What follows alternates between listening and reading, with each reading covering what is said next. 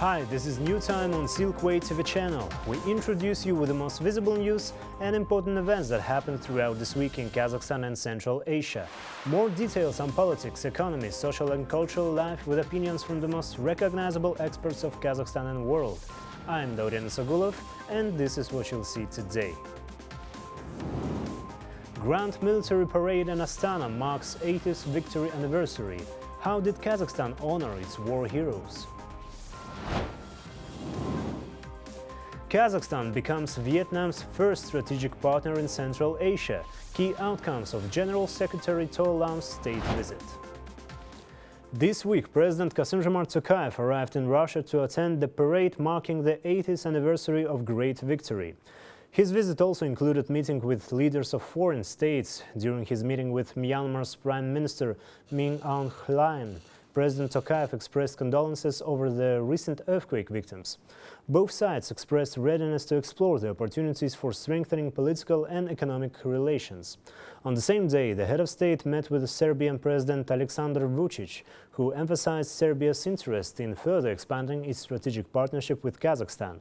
In talks with Venezuelan President Nicolas Maduro, the focus was on trade and economic cooperation, particularly in the energy sector. President Tokayev highlighted Venezuela as an important partner and extended an invitation to Maduro for a state visit to Kazakhstan.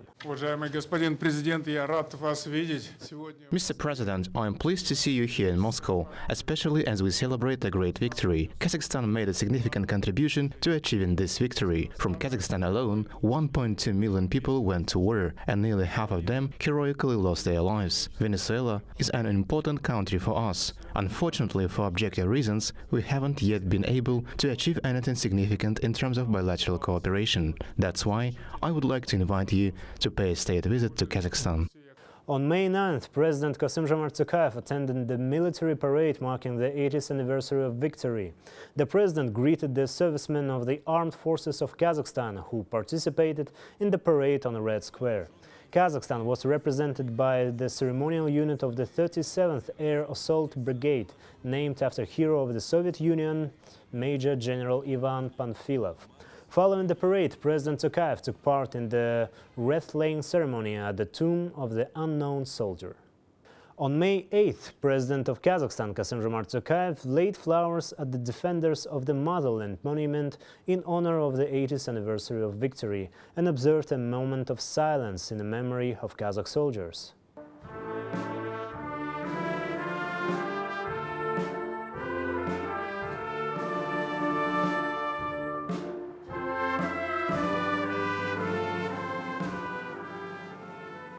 The ceremony took place in a solemn atmosphere. The presidential orchestra performed the national anthem and an honor guard marched in front of the attendees, including some of Kazakhstan's most prominent public figures. Among them was 87-year-old Salman Geroyev, honorary chairman of the Chechen-Ingush Ethnocultural Center. He emphasized the importance of maintaining peace and expressed gratitude to Kazakhstan for supporting repressed communities during the Stalinist repressions.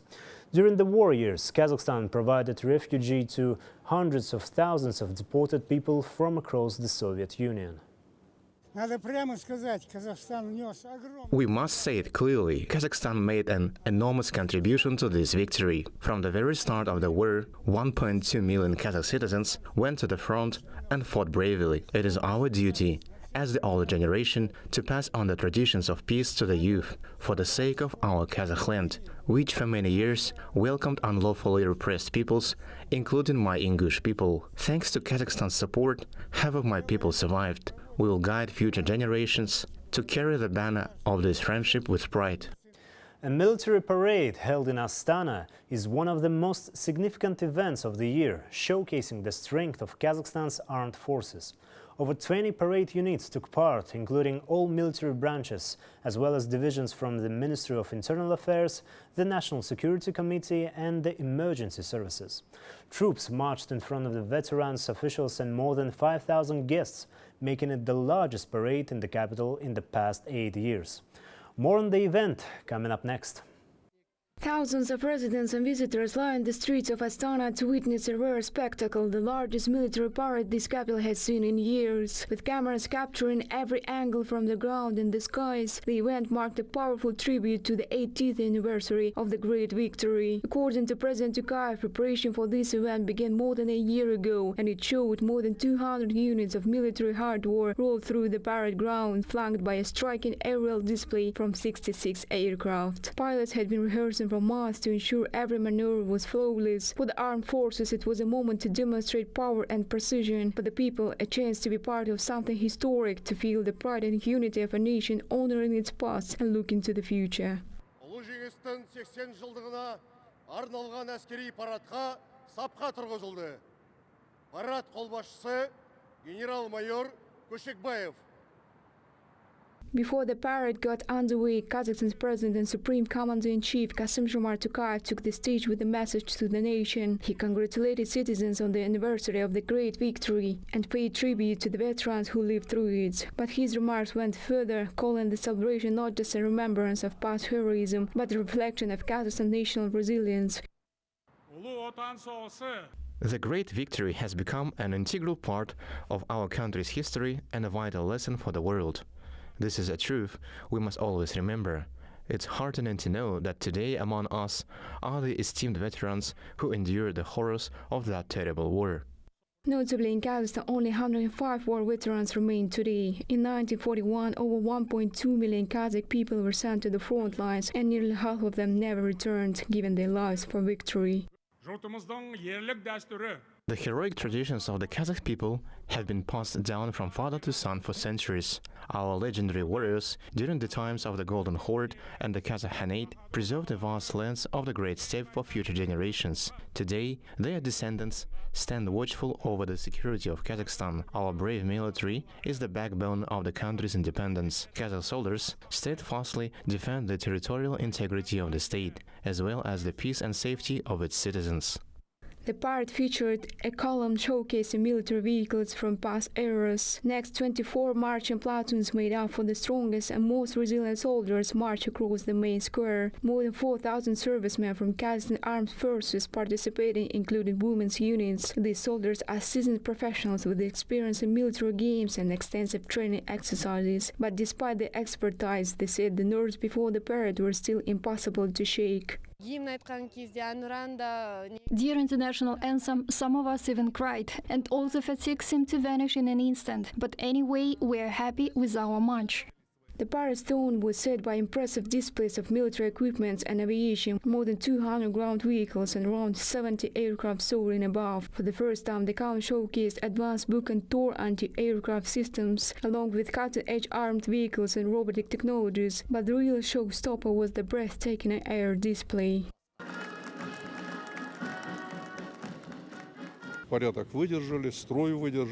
They did a great job. The pilots were really focused, making sure everything was perfectly timed, as we call it, in tight formation. And the most exciting moment was when the column finished and the aviation had to arrive on time. They did it flawlessly. The parade marked the culmination of months of intense preparation. The servicemen understood the significance of every step they took, fully aware of the responsibility each one carried. For them, it wasn't just a display of military strength, it was a powerful message to the next generation. Bojan Samigulina, New Time. Astana has marked 80th anniversary of Victory Day with one of the largest military parades in Kazakhstan's history.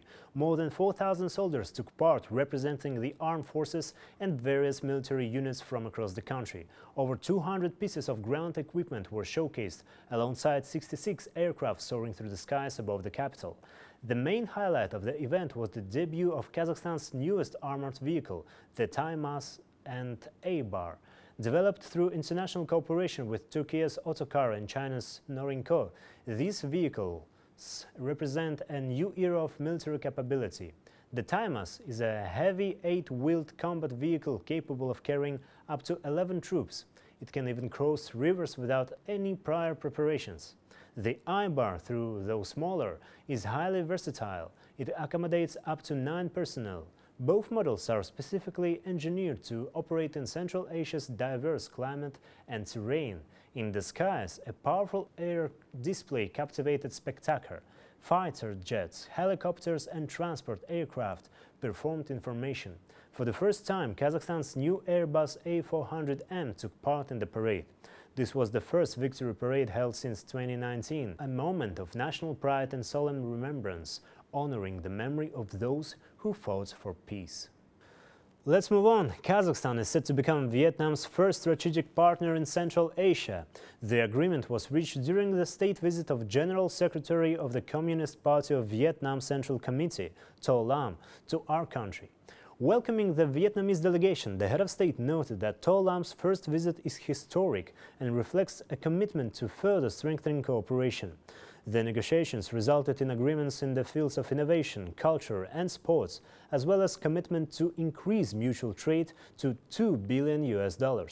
More details in the next report. Just 2 years ago, Kazakhstan's president visited Hanoi at the invitation of Vietnam's leader, setting the stage for closer ties between the two nations. Now the momentum continues as Vietnam's General Secretary of the Communist Party, To Lam, arrives in Astana on a state visit accompanied by his wife. In a gesture that did not go unnoticed, Ms. Ngo Phuong Le chose a dress in the colors of Kazakhstan's national flag, symbolizing the friendly spirit of the meeting.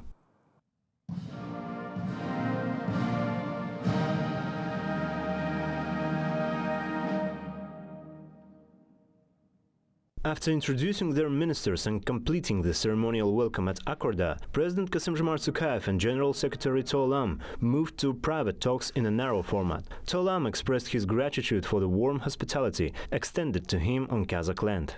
Қазақстанға мемлекеттік сапармен алғаш рет келіп отыр.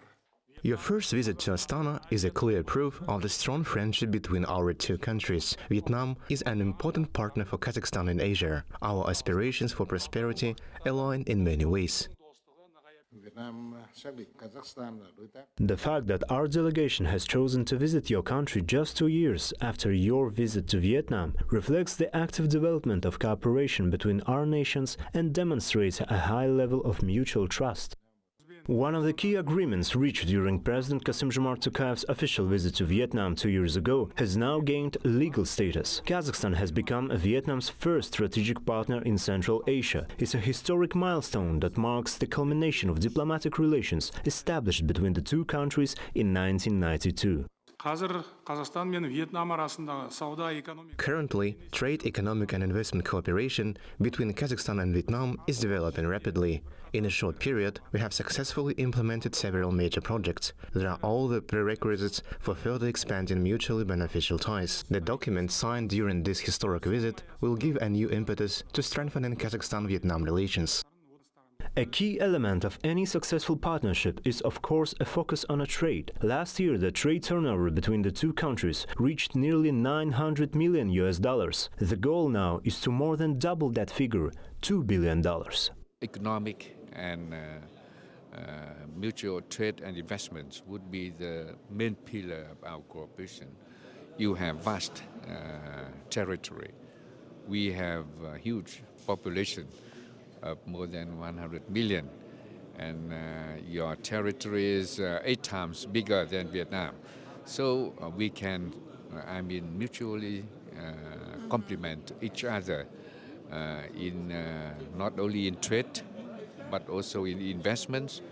Another area of cooperation is tourism, with Vietnam now among the top 10 travel destinations for Kazakh tourists. This was made possible by the introduction of a visa-free regime a year ago and an increase in direct flights to 40 per week. During the talks, President Tokayev invited Vietnamese tourists to explore Kazakhstan's stunning landscapes. The meeting concluded with the signing of agreements in various fields, including transport, logistics, education and even energy. Kazakhstan and Vietnam agreed to enhance cooperation in oil and gas exploration.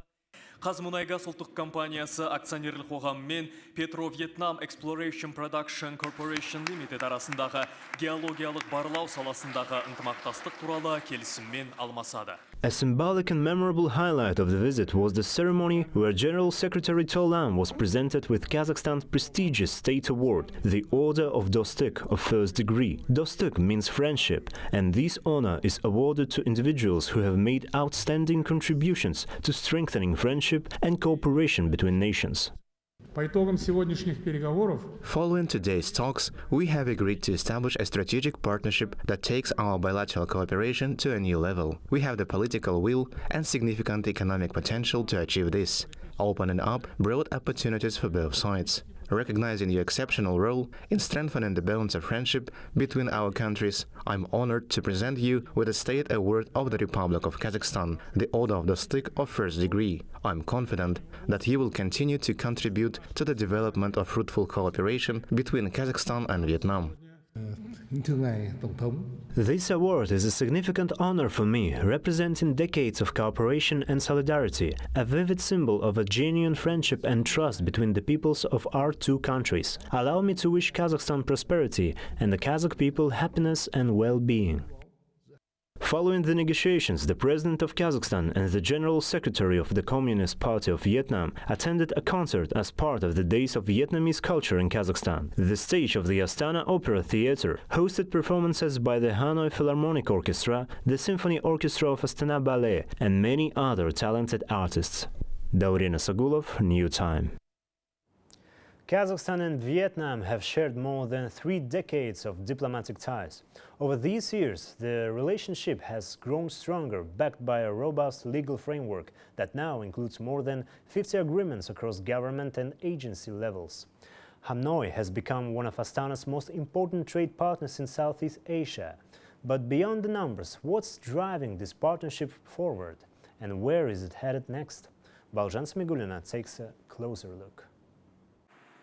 Vietnam's rapid economic rise and growing diplomatic influence have made it impossible for the world to look away. Once seen as an international player, the Socialist Republic of Vietnam is now recognized as a rising middle power, one whose voice matters on the global stage. Its progress has earned it the title of a new Asian tiger. This year marks a crucial chapter in Kazakh-Vietnamese relations as both nations navigate an increasingly complex international landscape with a shared commitment to deeper cooperation. Kazakhstan is Vietnam's main gateway to the Central Asian region and the Eurasian Economic Union, which is why Hanoi places special importance on ties with Astana. Strengthening cooperation opens the door for Vietnam to expand its economic reach across the whole region. With our country's rich raw materials, like iron and other various metals, playing a key role in empowering Vietnam's growing tech manufacturing sector, the partnership is increasingly strategic. While political dialogue between Kazakhstan and Vietnam has always been marked by high intensity, economic cooperation still falls short of its full potential. Trade between the two countries totaled nearly $860 million in 2024, a 12.3% drop from the previous year, according to Kazakhstan's Ministry of Trade and Integration. This dip underscores a key challenge for what's known as the nation's comprehensive strategic partnership. Thus, moving forward, experts say both sides will need to work together not only to reinvigorate trade, but to unlock the full potential of their bilateral cooperation. в основном поставляем туда мы, конечно, полуфабрикаты. Primarily, we export semi-finished products, raw materials, zinc, lead and copper, all in large quantities. In return, we import consumer electronics and processed goods. Vietnam has a well-developed sector in this area. During the last state visit of our president, we had the opportunity to visit their industrial zones. Honestly, we were really impressed. They've developed their own manufacturing base, and the conditions are excellent. There's a lot we can learn from them. In August 2023, President Kassym-Jomart Tokayev visited Hanoi at the invitation of President Wan Tuong. One of the key outcomes of that visit was the introduction of a visa-free regime between the two countries, allowing tourists to travel for up to 30 days without a visa. This has already had a positive impact, boosting both business and tourism exchanges. And starting from June 4th, there will be a new direct flight between Almaty and Da Nang, bringing the total number of weekly flights between Kazakhstan and Vietnam to 34. And while more Kazakh tourists are expected to visit Vietnam, Astana also suggests that Hanoi could be interested in exploring Kazakhstan's own resorts. The development of tourist routes in Kazakhstan is also helping to strengthen bilateral ties. It's driving interest in cities like Astana, Almaty, the southern region of Turkestan, and other key tourist destinations. As a result, Kazakhstan could become an attractive destination not only for visitors from Vietnam, but for travelers from across Southeast Asia. Vietnam has an open economy, actively exporting its products to global markets. The country continues to attract foreign direct investment and is part of 17 direct trade agreements. In light of the ongoing US-China trade tensions, many Western, Japanese and South Korean companies are shifting their manufacturing away from China to other countries, and more known as the China Plus One strategy. With its strategic location and affordable labor, Vietnam is quickly becoming a go-to destination for those relocations, not only in light industry but also in electronic manufacturing. As Baojan Auken, an expert on Asian studies, says, this trend presents an opportunity for Kazakhstan as well. With its growing infrastructure, skilled workforce and strategic positioning, it could also become an attractive hub for companies looking to diversify its economy. The partnership between Kazakhstan and Vietnam could also influence the broader dynamics of Kazakhstan's cooperation with China, since most routes to Southeast Asian countries pass through Chinese territory. Strengthening ties with Vietnam carries strategic weight. This collaboration could support the development of not only Kazakh-Vietnamese relations, but also Kazakhstan's engagement with the entire region. However, a central pillar of Vietnam's foreign policy over the past several decades has remained its declared commitment to a multi-vector approach. Rather than aligning with any one bloc, Vietnam has built a broad web of economic and security ties, partnering across Asia, the West and beyond. This gives the country strategic flexibility in an increasingly polarized world. And here's where the story turns towards Central Asia. Kazakhstan too has embraced a balanced multi-vector policy, striking its own path through a complex geopolitical landscape. This shared vision of cooperation can be the cornerstone of a deeper, more meaningful alliance between the two nations in the coming future. Baojan Samigulina, New Time.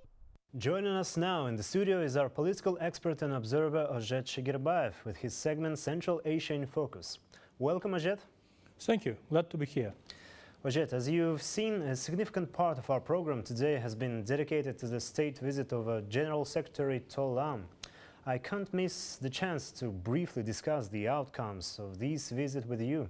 In your view, what are Vietnam's long-term goals in making Kazakhstan its first strategic partner in Central Asia? Well, the recent state visit of General Secretary of the Communist Party of Vietnam, Mr. To Lam, to Kazakhstan marked a new milestone in the development of bilateral relations between the two countries. As you already noted, one of the key outcomes of the visit was the signing of a joint statement on further deepening cooperation, in which both sides confirmed the transition to a comprehensive strategic partnership. This decision reflects the mutual commitment of Astana and Hanoi to build sustainable and multifaceted relations, encompassing political and diplomatic dialogue, trade and economic cooperation, scientific and educational exchange, as well as cultural and humanitarian engagement. And of course, particular attention during the negotiations was given to the issue of trade and economic cooperation. Kazakhstan views Vietnam as an important partner in Southeast Asia, especially in the context of the free trade agreement between Vietnam and the countries of Eurasian Economic Union. Growth in trade turnover, investment, cooperation and establishment of joint ventures are the key areas in which both countries can make rapid progress, provided there is a political will and institutional support. Thank you very much, Ozhet, for your insights. I know you've prepared a detailed roundup of this week's top news stories from Central Asia. The floor is yours. Thanks. Here's my top 5 news topics in Central Asia this week.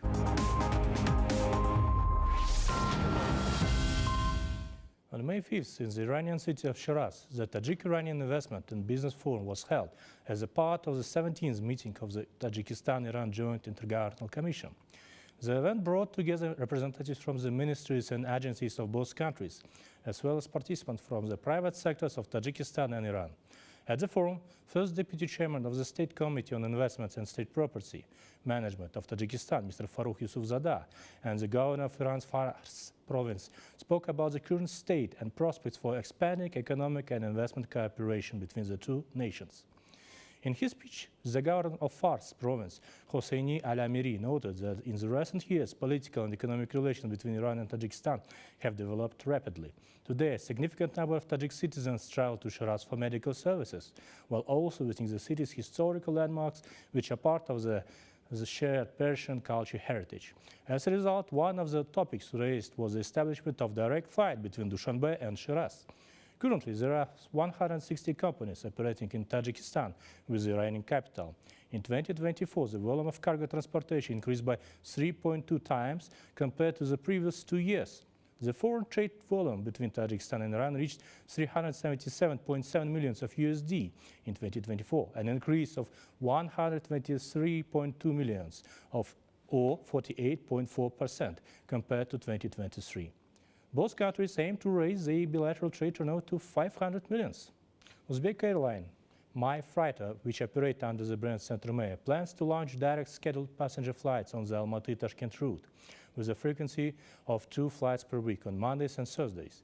But starting from June 6th of this year, 1 more weekly flight will be added on Fridays, which will bring the total to 3 flights per week. My Freighter, based in Tashkent, operates both passenger and cargo flights. The airline was established in January 2020 and carried out its first passenger flight in February 2023. The increase in flight frequency between Kazakhstan and Uzbekistan is expected to further enhance trade, economic, tourism and cultural cooperation between two countries, as well as promote greater competition and lead to lower airfares.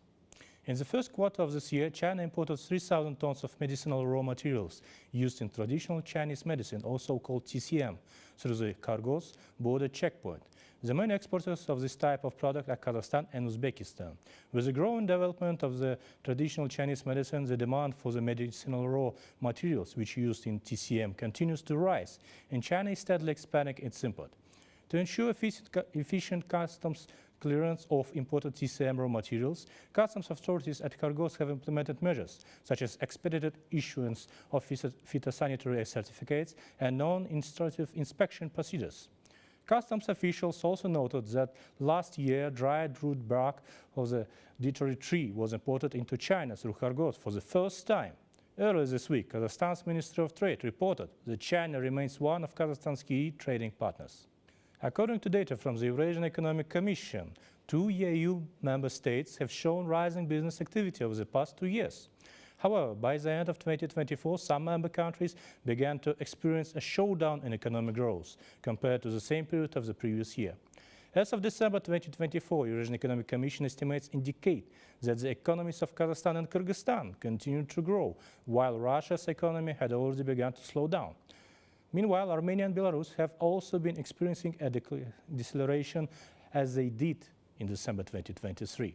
This trend is linked to a strong growth at the beginning of 2024, followed by a gradual decline towards the end of the year. According to Kazmunaygaz, the first Kazakh self-elevating drilling rig, Sat, will be deployed at the Chelyken oil field in Turkmenistan. The rig is currently undergoing technical preparations for towing to its destination. The contract for drilling services in the Turkmen sector of the Caspian Sea was signed in 2024 between the subsidiaries LLP KMG Drilling and Services and Dragon Oil Turkmenistan Limited. Satta is a unique rig designed with advanced technologies for drilling in challenging offshore environments. Following its 2021 upgrade, its lifting capacity increased from 453 to 680 tons.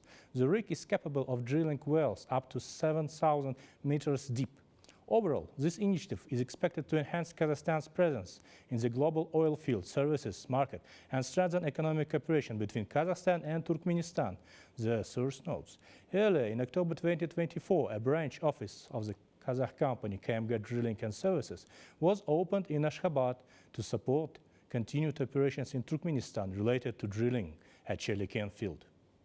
That's all from my part, Dorian. Giving floor back to you. Thank you very much, Ojed, for this detailed review. Thank you.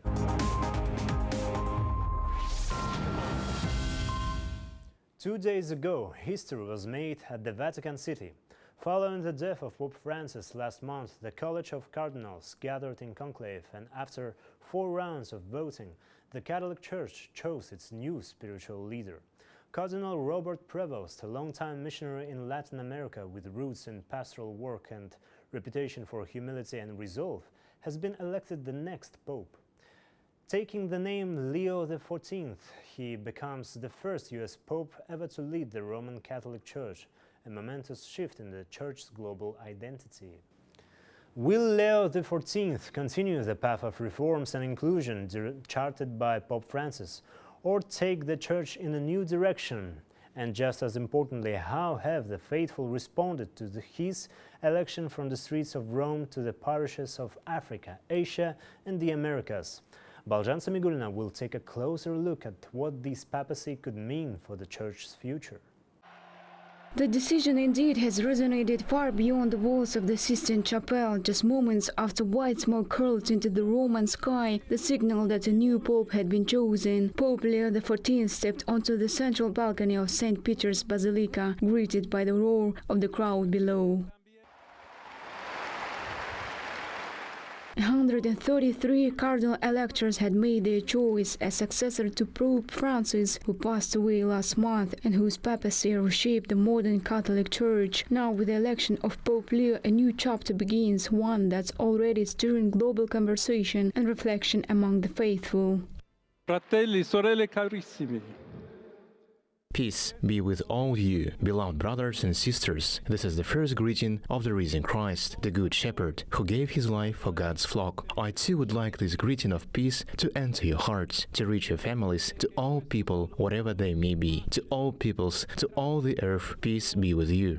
At 69, Pope Leo XIV, formerly Cardinal Robert Prevost of Chicago, is a quiet but significant choice. A long-time missionary in Peru with dual citizenship, he was named Cardinal just last year and is known for his modest, media-shy personality. And now for 1.4 billion Catholics around the world, Pope Leo's surprising arrival may spark the start of bold change or a continued peace strategy set by Pope Francis.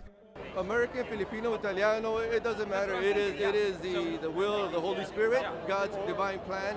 And so I as a humble servant of the Lord Jesus Christ, I support the plan 110%. A little bit surprised. He wasn't really up the top of the list of those that were being talked about. I think he's going to be a really lovely balance. I've only read a little bit about him so far. It's a really good combination of Pope Francis and the rest of the world, really. From his very first appearance on the balcony of St. Peter's Basilica, Pope Leo XIV offered 3 early clues about the kinds of leader he might be. At first, he signalized a papacy that blends tradition with a global outlook, and his name choice, a note to Pope Leo XIII, hints at a renewed focus on social justice. Second, he came through language, delivering his remarks in Italian and Spanish, not English, emphasizing peace in connection to his missionary roots in Peru, while notably omitting any mention of the US. And finally, his attire. Unlike Pope Francis, who kept things simple on day one, Leo wore the traditional red mozzetta, signalizing continuity but also a distinct direction. The College of Cardinals who elected the Pope before going into conclave released a statement calling for peace in the world, directly mentioning Ukraine and the Middle East. And I think we can expect that this will become a key theme of Pope Leo's papacy, and we'll have to see how he decides to address those issues, and if he decides to directly address also U.S. President Donald Trump. Cardinal Robert Prevost is an American citizen as well as a Peruvian citizen. He may decide to directly address some of Trump's choices. At this point, it's a little early to know, but we can be very watchful for that in days to come. And so, as the conclave ended, President Trump was quick to congratulate the 69-year-old Pope Leo XIV on his election. But the new pontiff, for note, has previously voiced criticism of Donald Trump's policies, a tension that may shape future headlines. Balzhan Samigulina, New Time.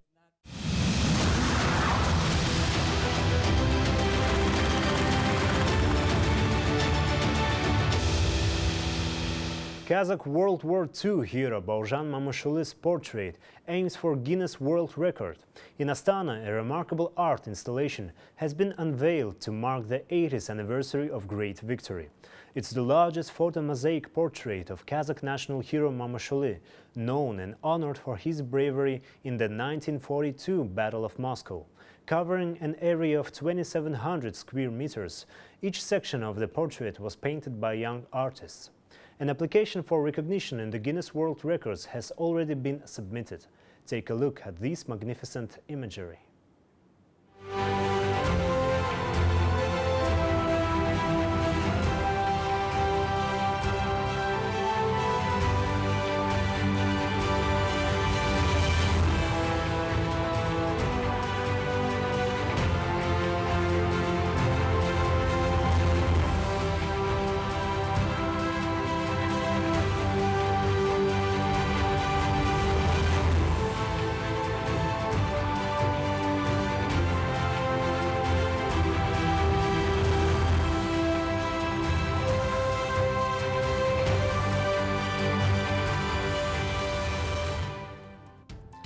that's it for today. All the main news about Kazakhstan and Central Asia you can find here.